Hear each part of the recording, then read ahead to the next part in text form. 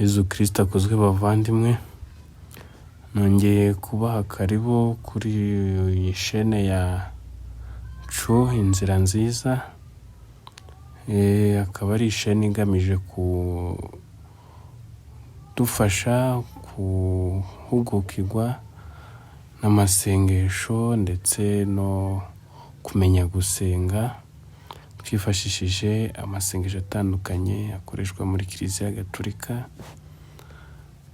Nkaba mbashimira ko mukurikira kandi mbibutsa gukora subscribe ndetse kanda like no gusharinga, mbese mwigeza ku bandi kugira ngo nabamenye iyi nkuru nziza tuba tusangira natwe hano. Uyu munsi rero tugiye kurebera hamwe ibisingizo bya Bikira Mariya. Dutangire ibisingizo bya Bikira Mariya. Bikunze ubundi ubivuga ukirangiza kuvuga ishapure cyangwa se rozari niba ariyo wavuze. Tuvuge niba wavuze ishapure ebyiri, imwe se cyangwa ebyiri bitewe n'ishapure wahisemo kuvuga, cyangwa niba ari rozari wahisemo kuvuga, iyo urangije uhita ukurikizaho ibisingizo bya Bikira Mariya. Dutege amatwi rero tubyumve. Nyagasani utubabarire.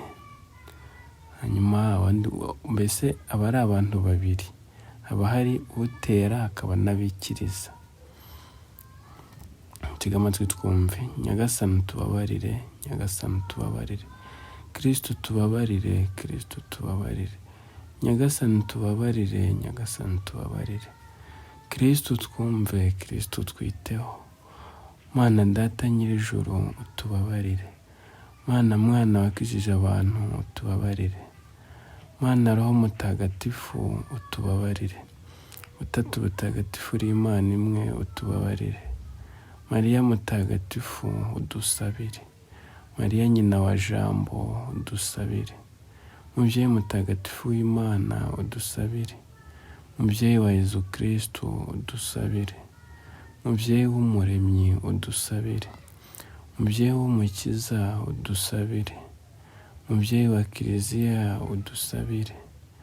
Mubyeyi inema z'Imana ziturukaho udusabire. Mubyeyi utagira inenge udusabire. Mubyeyi utigeze urarikira ikizira udusabire. Mubyeyi wagumirije kuba isugi udusabire. Mubyeyi utigeze uhinyuka udusabire. Mubyeyi ukwiye gukundwa udusabire. Mubyeyi utangaza udusabire. Mubyeyi ugira inama nziza udusabire. Mubikira wahebuje ababikira bose udusabire. Mubikira witonda cyane udusabire. Mubikira ukwiye kubahwa udusabire. Mubikira ukwiye gusingizwa udusabire. Mubikira utavuguruzwa udusabire. Mubikira ugira ibambe udusabire. Mubikira udahemuka udusabire. Uhunzwe ingeso nziza zose udusabire. Ubwiriza ibinyura Imana udusabire. Utuma twishima udusabire. Mushyinguzwa w'ibya Roho Mutagatifu udusabire. Mushyinguzwa ukwiye kubahwa udusabire. Mushyinguzwa waheranije mu kuzigamira Imana udusabire.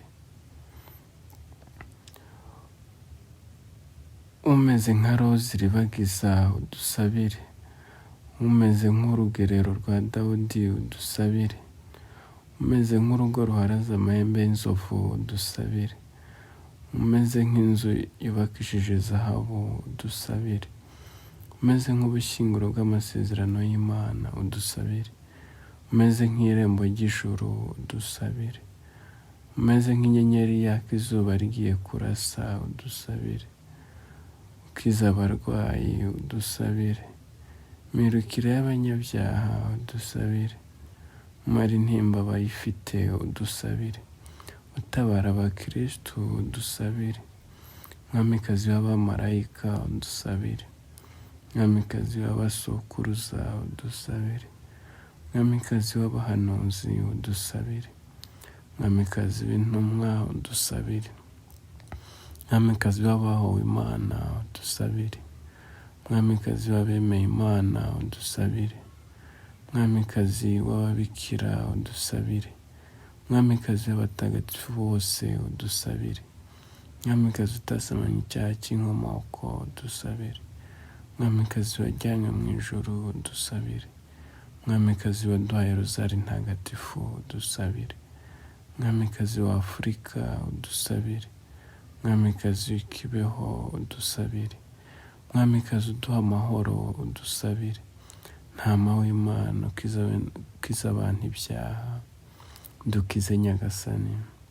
Ntama w'Imana ukiza abantu ibyaha utwiteho Nyagasani.